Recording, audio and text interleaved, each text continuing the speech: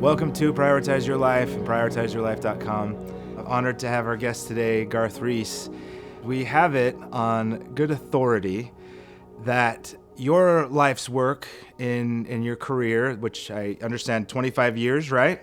Correct. As a building supervisor at a big university, where there were a number of different responsibilities, custodial and managing the building and things like that. But what we understand, which is really awesome, is that through your life's work that you actually meant a lot to a lot of the students that you helped supervise, and that some of the things that you taught them really stuck with them and helped them in life. Clark Weiniger, who is our camera guy, was one of your students, and some of the life lessons that you taught him and all of the students that you worked with meant a lot to him and helped him in his life. And that's why we wanted to talk to you.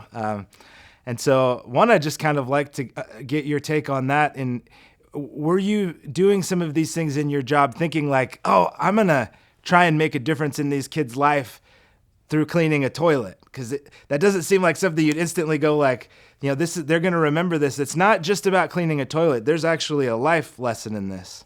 I started back in 1991 as a student custodian. My wife and I actually moved back. We were living down in New Mexico. We both started working in the custodial department. Yeah. As early morning students. An opening came available for a full-time position, and I went ahead and applied for it and was given the position.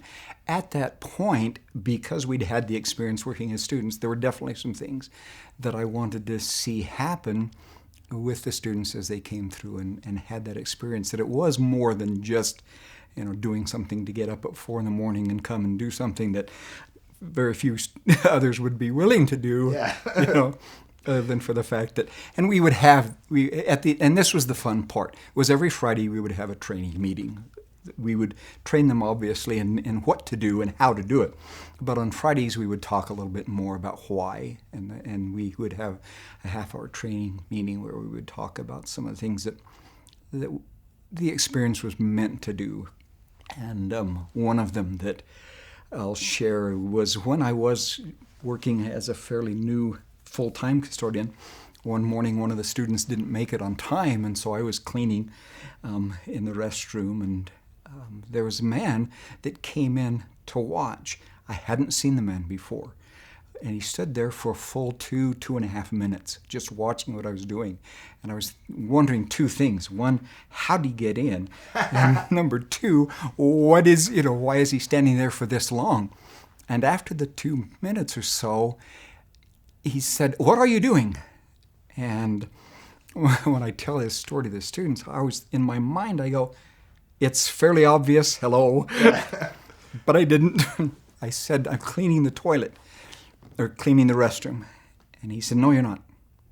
And I said, okay, this guy is, shouldn't be here.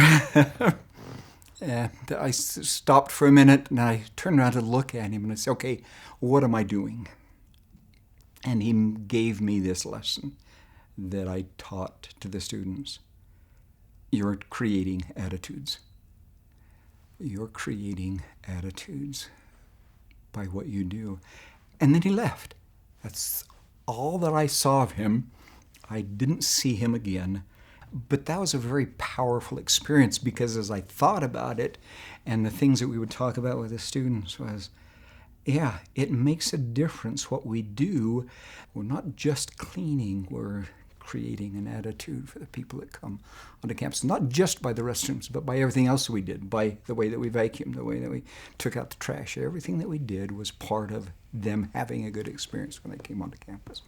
Very cool. And where did you get the idea to clean a toilet and say, this thing is so clean, I am so sure of the cleanliness of my work? Because I think there's so many life lessons here. I'm not even going to dig into all of them. And you want to use a chemical that has a couple of things. You want to have, it's an acid cleaner because you're cleaning hard water deposits that build up in toilets. And the other ingredient, or the other part that you want in it, is a disinfectant, because we obviously want to disinfect what we're cleaning so that it's clean from germs and viruses and bacteria. Clean and scrub the entire toilet. It is the best natural disinfectant on the planet. The name of it is Tub and Tile by Melaleuca. It's a company out of Idaho Falls, Idaho. They do all natural stuff. Everything that they do is sustainable, natural. Okay, now we're going to let that sit for 10 minutes. I have done my job so well that I'm gonna drink the toilet water and show you that this job is done well. Where did that come from?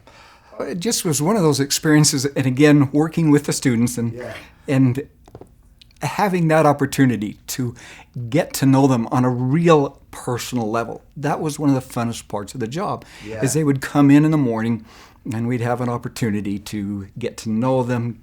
Developing that relationship was awesome. I don't know how many supervisors actually did it, but I know with me personally, I wanted to be out there working with them and helping them in it, not just showing them, but actually doing it with them. And as we did it, sometimes there would be questions like, does this chemical really do everything that you say it does? Mm-hmm. And it came up, probably 2 years in. I'd been working as a full-time supervisor for a couple of years, and one of the students asked that question specifically. Does it really work the way you say it does? Is this really as clean a surface as we make the claim? And that's when it clicked. I said, I could do that very easily. And so that's what we did.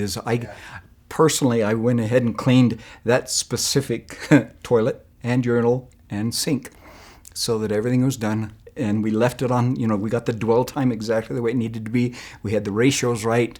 Everything was exactly the way that it needed to be. And once we flushed it, and the water comes through that's clean from the pipes, then you just take a cup, dip it out, drink it, and say, yes, the water is as clean as anywhere else that you can get it on campus. Yeah. And it really is. If not cleaner, right? If not cleaner in some cases, because people, they leave residue every time they use a sink or drinking fountain or whatever. Yeah. And now, because we've used a good chemical and we've used a good process to clean this toilet, that water is as clean as anything that there would be anywhere else.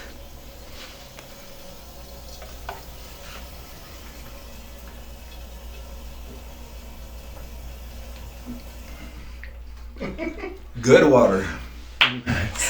And that was the way to show them that, yes, it really is. Yeah. It really is. That's fantastic. Do you have any stories or any questions or anything that you think would be interesting, since it's more of a personal thing for you?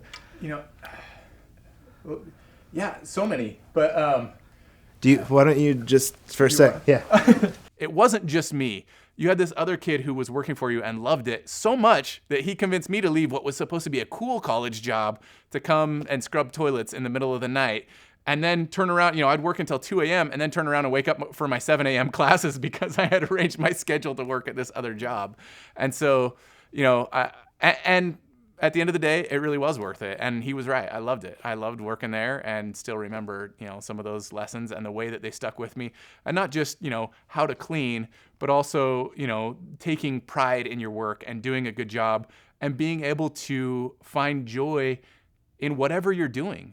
It didn't matter that I was scrubbing toilets. What mattered is that somebody cared about me and took an interest in my life and was willing to spend time to, show me how to do things right and teach me good lessons. And that's always stuck with me, that this supposedly cool job where nobody cared about me ended up being miserable, and the job that you would think would be terrible, scrubbing toilets, ended up being a joy and something that I really loved and still look back on as one of the happier times of my life was that freshman year. You want to take back over, Wes? Yeah. Awesome. Well, I just want to thank you for being the man that you are and for all the lessons that you taught all of those kids. And I think, having not directly worked for you, but I think the big takeaway lesson for me is there's a really strong lesson for parents and for leaders of, no matter what you're doing, no matter if you're the custodian, the top, in the middle, whatever, however you're defining these kind of hierarchies that are almost meaningless, you have the potential to really serve others and to make a difference in their life.